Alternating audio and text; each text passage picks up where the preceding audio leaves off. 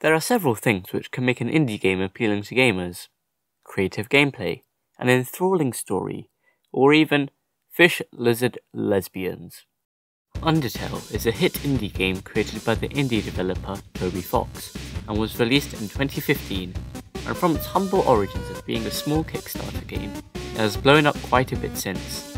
It was released to critical acclaim and now has ended up with selling millions of copies, being on every major platform and acquiring a gargantuan fanbase, much to the surprise of the creator. It is now regarded as a shining model of what an indie game can be, a true masterpiece for inspiring game devs to look up to, a game which the fans could not get enough of. However, the well-crafted characters people had come to love didn't last forever. The story, the dialogue, the game, it all had to come to an end eventually.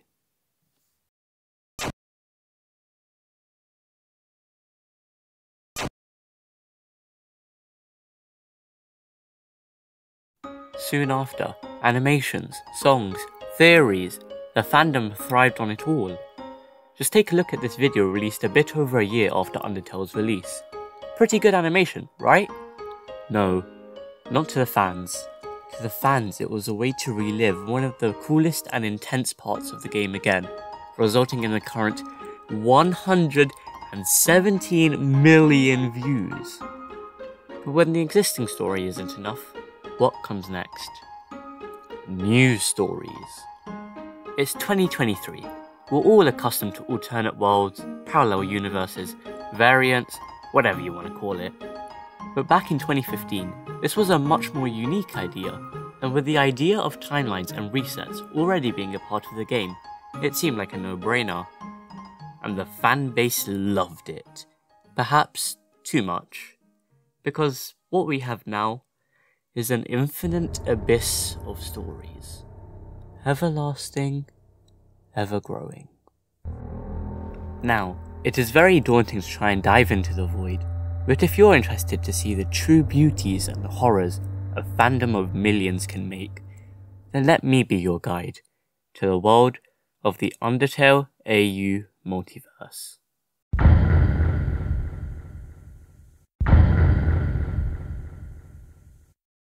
Sans, also known as Classic Sans, is the original version of Sans from the magical world of Undertale, located in Mexico. All other alternate timelines are based off of this version of Sans. He frequently interacts with other AUs because, plot, it's Sans, just Sans. If you've ever played Undertale, you know him, there's not much to say. One of the first AUs ever created, and one of, if not the most, well-known in the fandom. Underfell was created by Vic the Underfeller, who made a drawing of a scary Torio. Soon after, this funky little drawing gained traction, and the major cast each got their darker forms. Here, all the monsters are much more vicious and evil and edgy. Except Flowey, he's nice. This is mainly an aesthetic change, so there isn't much of a story here. But since Underfell is now community owned, there are many smaller comics and some neat little fan games to fill in the gaps. Sans is in general a lot more edgy and gets bossed around by Papyrus a lot, and is often called Fell or Fell Sans. He's also mean to pretty much everyone he meets across, especially alternate versions of him. He sells chimichangas, has a gold tooth, loves mustard, and says, "I'm going to have one hell of a time." He's also got a glowing red eye, because edge.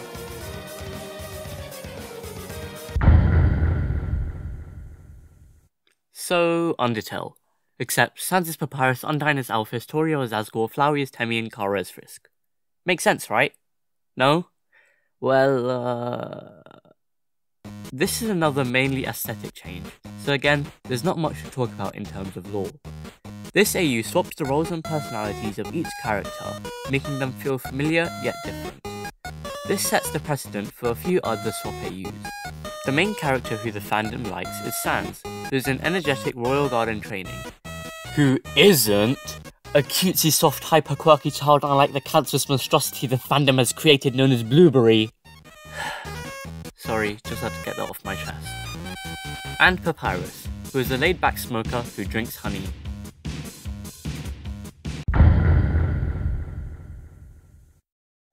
Undertale, but Space! It's cool. Me like. So, Underswap, but pairs are swapped. Kara is Sans and Azrael's Papyrus. Papyrus is Toriel and Asgore is Sans. Tutorial is Undyne and Asgore is Alpheus, and a few others. Kara being Sans is really liked by the fandom, resulting in some cool fan games and themes. The rest of the cast aren't that interesting to the fandom, except for maybe King Sans. You know what? I honestly think that the interaction of characters in different roles is a really interesting and unique way of exploring and developing these characters. I wonder how it will develop. Classic Sans, Underswap Papyrus, and Storyshift Kara walk into a bar. You are f***ed. There is an incredibly large story here. A human fights Sans, Papyrus, and Kara, who are stuck in the Judgment Hall. It's a really cool fight and theme and comic, and I mean, just take a look at it. This shit's fire for real.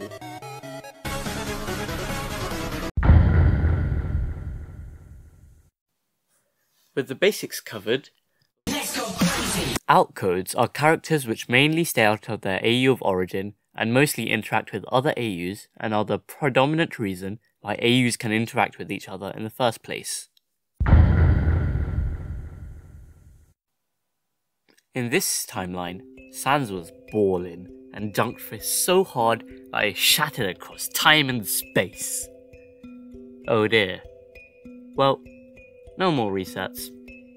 But gaining omnipresence is pretty fine as well.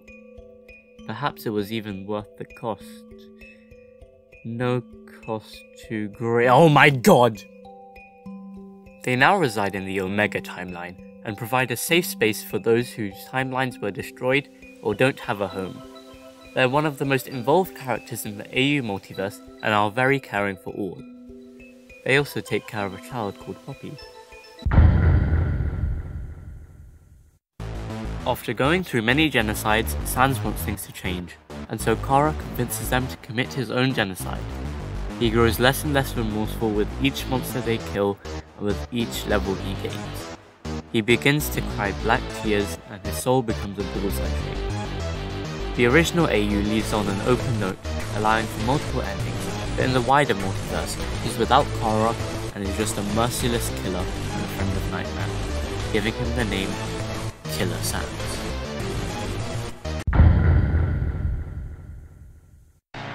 After going through many genocides, Sans wants things to change, and so Frisk convinces them to commit his own genocide.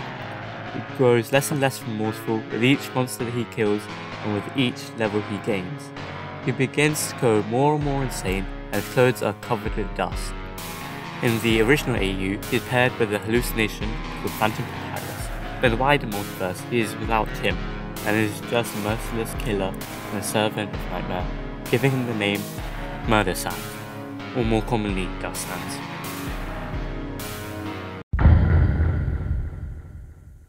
Quick preface, in my opinion, this is one of the most interesting written AUs on this list, so I'd highly advise skipping this section and checking the description to read the comic for yourself.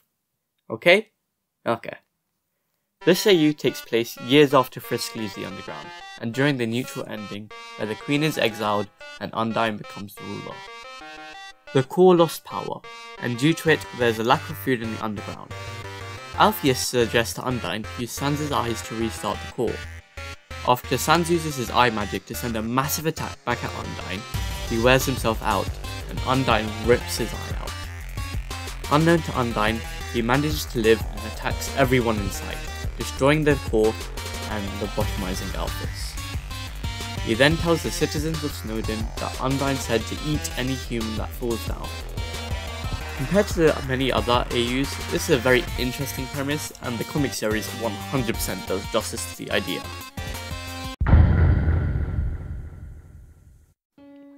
In this timeline, Gaster injects Sans with determination, which accidentally damages his brain. Most notably, it removes his happiness, confusion, common sense, and empathy.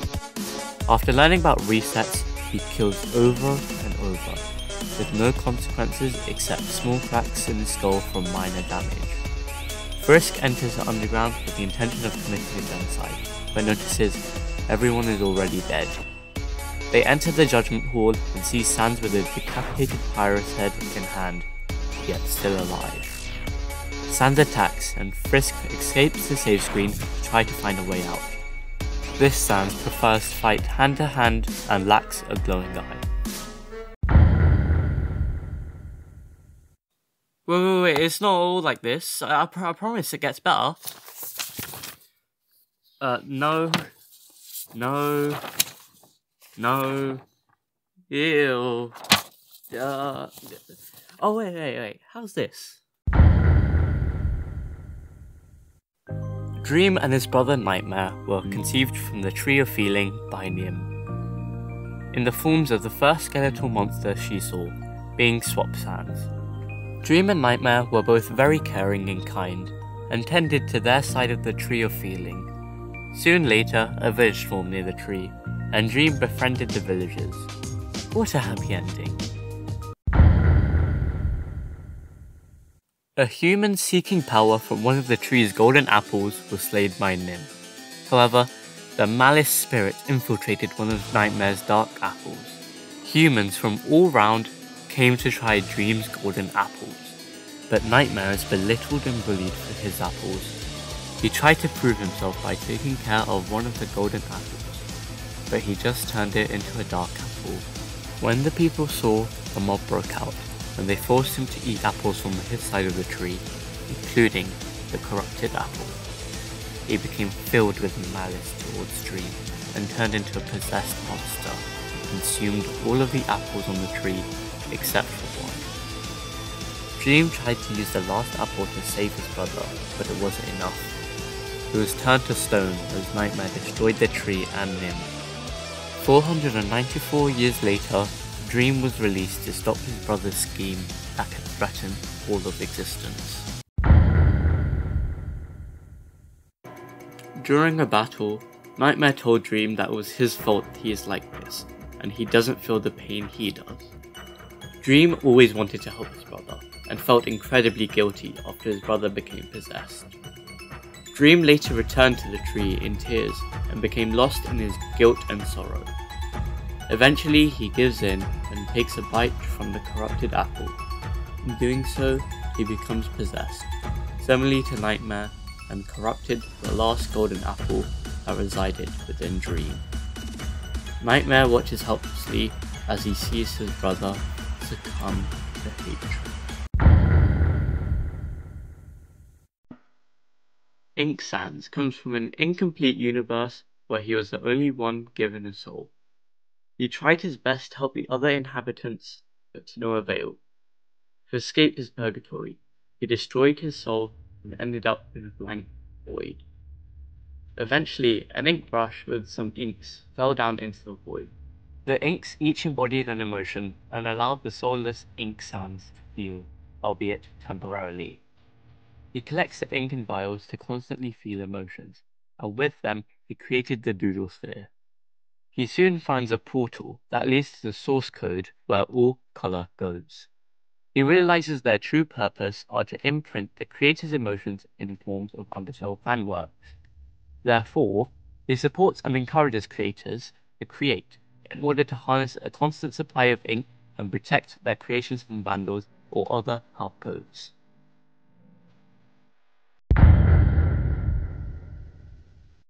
Kara has complete control of Frisk's body and forces them to do repeated genocides. Sans decides that the only way he can stop Kara is by injecting himself with determination, and in doing so, he finds the save screen. After many attempts, Kara manages to hit Sans as he walks off the screen, and he enters the save screen.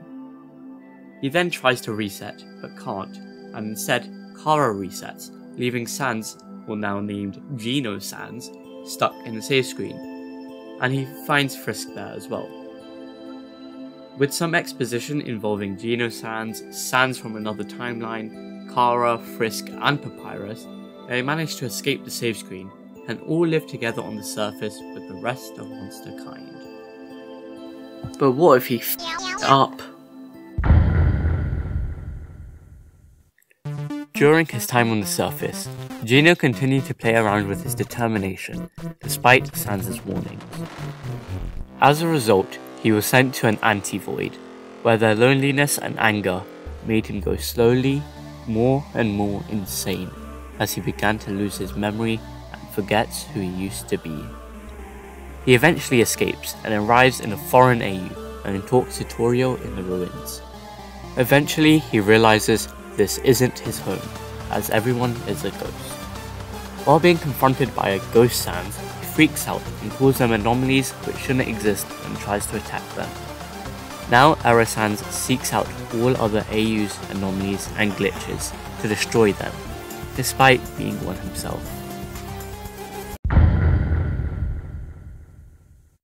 Okay, but what if Error got even worse?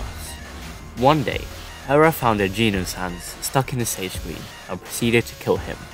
However, Gino's determination prevented his death, and he transformed into Fatal Error, an even more unstable and insane version of Error.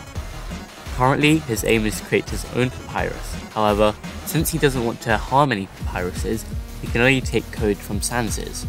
In doing so, he creates a poorly made papyrus who he's disappointed in, nicknamed Patch. Fresh is a parasite which likes to reside within skeletal creatures. It is small, purple, has several tentacles, and a large red and yellow eye with teeth surrounding it. Fresh Sans is a very tall skeleton with brightly coloured clothing and wheelies with YOLO shades.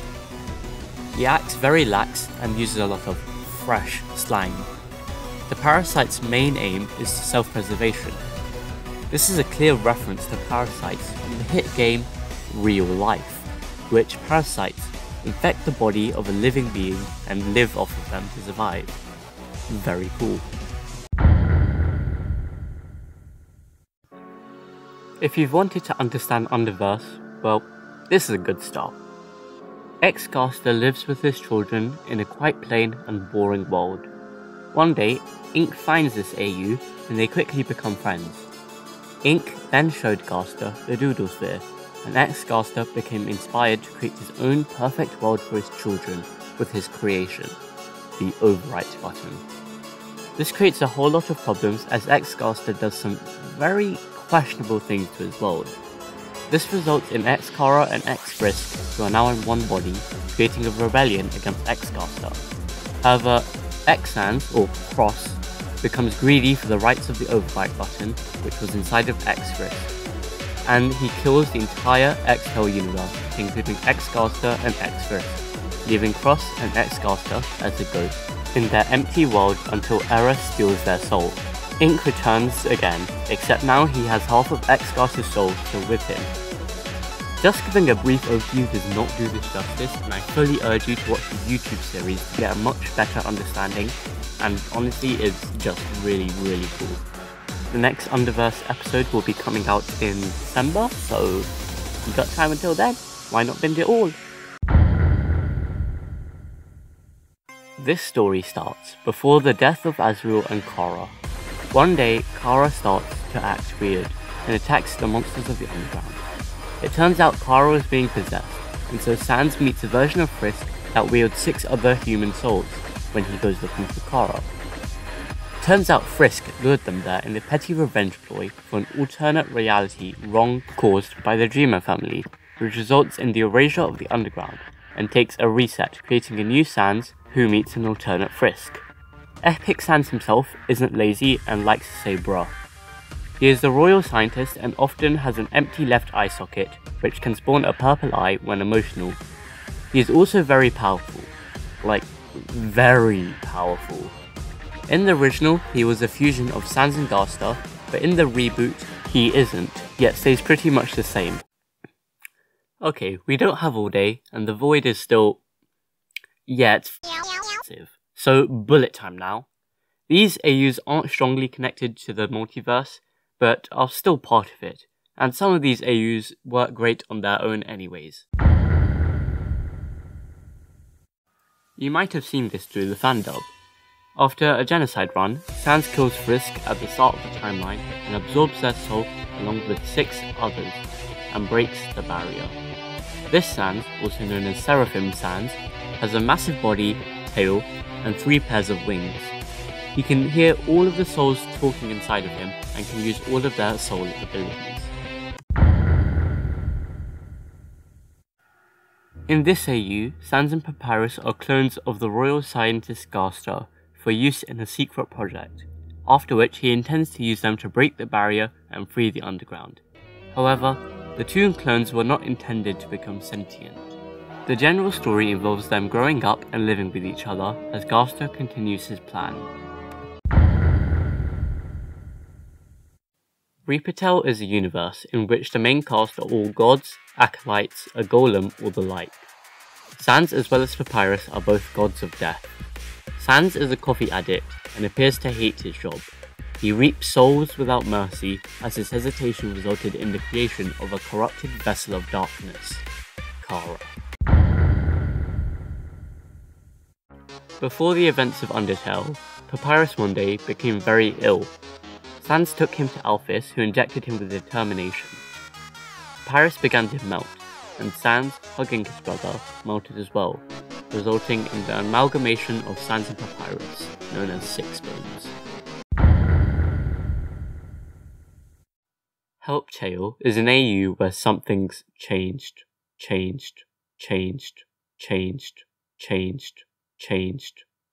The AU Multiverse is something that infinitely branches out, but it eventually stops. Things didn't cease to exist after, but they rather merged into a single instance. This results in the main cast forming into creatures called Its. The protagonist is an It of Frisk, who tries to restore the world using the Heart Locket. This AU contains some mature themes, but I will be giving a toned-down synopsis. Regardless, if you are young or otherwise uncomfortable with listening to this or other things about abuse, please skip ahead. Okay, you've been warned. After being sealed in the underground, the monsters ran into infertility issues. This resulted in a dwindling population and Azrael being stillborn. Later, Kara fell into the underground with the sole trait of lust. The monsters began killing each other for fun, and as a result, Kara is killed. Gaster then uses the soul to inject lust into all of the monsters of age in an attempt to raise fertility levels. It worked, and fertility levels raised, except for ghosts who lack a physical form. Eventually, Frisk falls down and tries to show the underground that love is better than lust. Well, if you've watched Palo, the guy who made this. I know FNF. Yeah, shut up. Well, yeah, this guy made an animation series of Undertale, and if you know his content, it's pretty good and funny.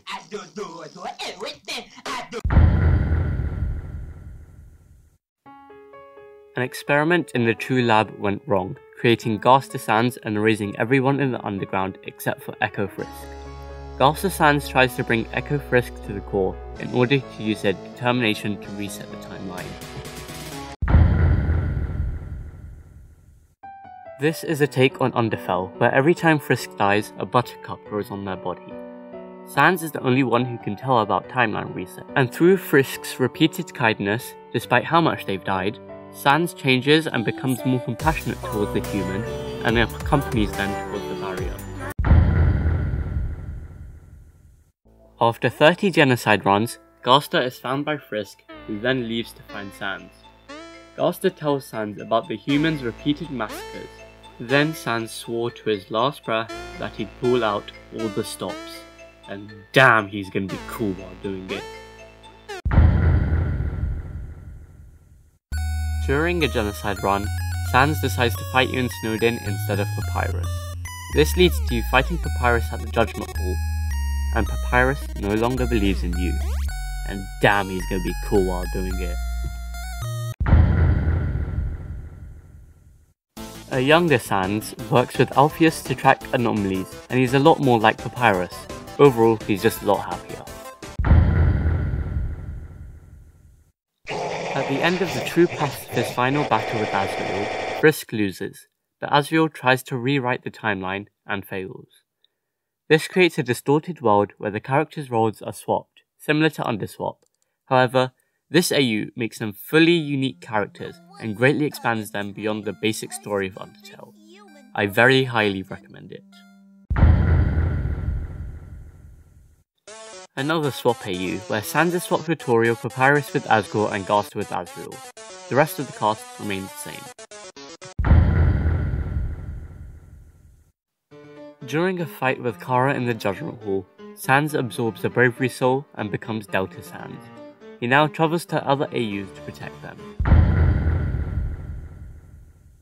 A fan animation sprung up on the internet while Sans became this massive skeleton monster.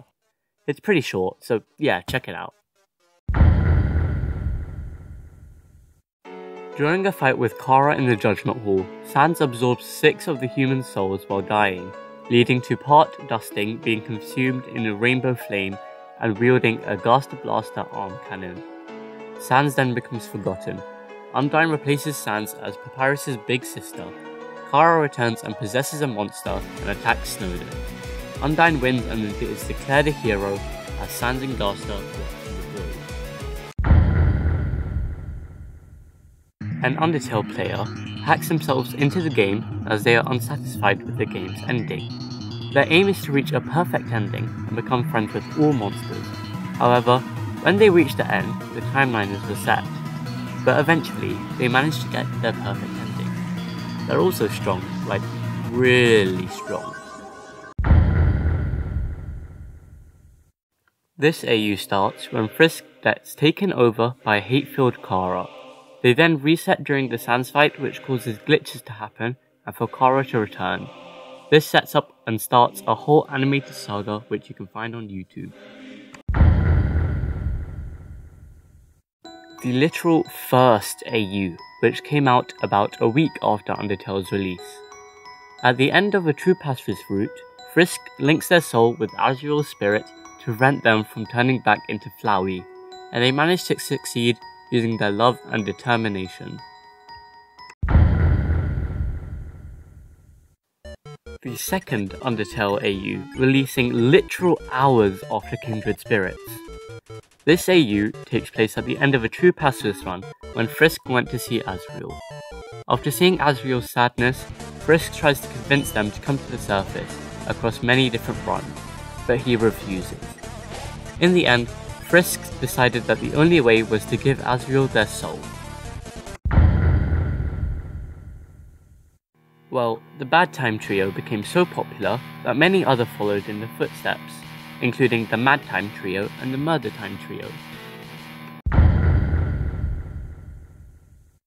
So you've heard of Swap Sans, and you've heard of Dust Sans, but what if both?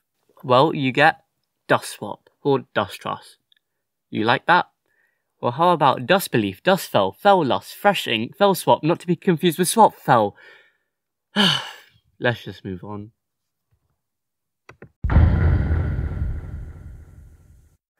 Oh, for f***'s sake. Yeah, there's a whole community creating the offspring of popular Sansas. I can't even lie though, some of these designs are pretty fire.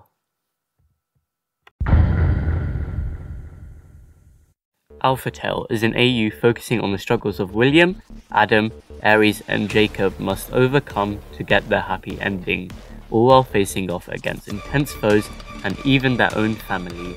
The AU focuses on hardships and suffering, as our main cast tries their best to live in a world designed to kill them, in a story where there may be no happy ending in sight. Basically, Sansas are gods and they fight each other because plot and to prove to the fans who has a stronger power level. It's also canonically the first AU. Believe me when I say I've tried to understand what this is, but for the life of me, I cannot. This is a place where the most stupidly powerful, godly Undertale OCs reside, and it's not even like it's a small thing. No, it's its own pocket dimension of infinite knowledge, with an extensive wiki categorizing and listing so many OCs, with their own background, lore, motives. I'm done. Wait, is that it? Are we actually finally done? I mean, I know I haven't literally covered the entire Undertale AU Multiverse, so I guess I lied to you in the title, but hey, I think I did a pretty good job and explained all of the main characters. But even if I didn't, I've left a massive Google Doc in the description containing the original works, wiki pages, art, and music used for each AU in this video, so feel free to explore on your own. By the way, if some of you are wondering why some semi-popular stanzas haven't been mentioned, it's because I personally felt that they were separate from the multiverse and existed as their own characters. Or maybe I just forgot. Anyways, this has been a large jump away from my normal content, but I hope you still continue to support videos like this in the future.